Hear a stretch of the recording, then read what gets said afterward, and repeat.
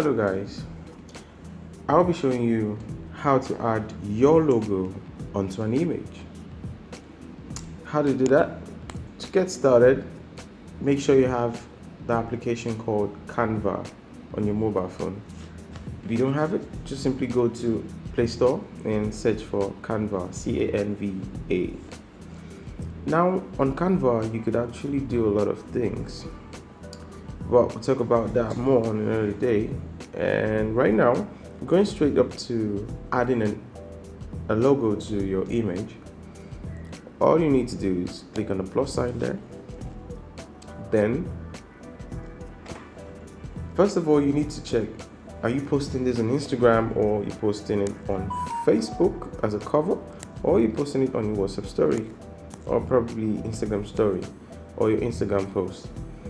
You make your choice. So we're going to make use of Instagram post first.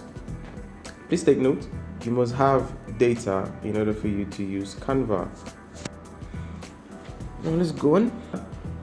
Go to the plus sign over there and then go straight to photos. Now, for you to make use of your image, let's say you're a fashion designer or makeup artist, you want to put your logo on your image, maybe on your product. Just simply scroll this to the right, gently, click on uploads, select upload an image or video, go to your gallery where your images are. Now, let's say we got a fashion design image here. Yeah, so we could go with this. Now, once you select that image, you notice that you have this point. They help you to adjust your image. Now we have the diagonals, which is this and this and this and this. Then we have the sides. Now, anywhere you start from, it works. But I'm going to make use of the right first. Then I'm going to make use of the left. Then I'll make use of the bottom. And then the top.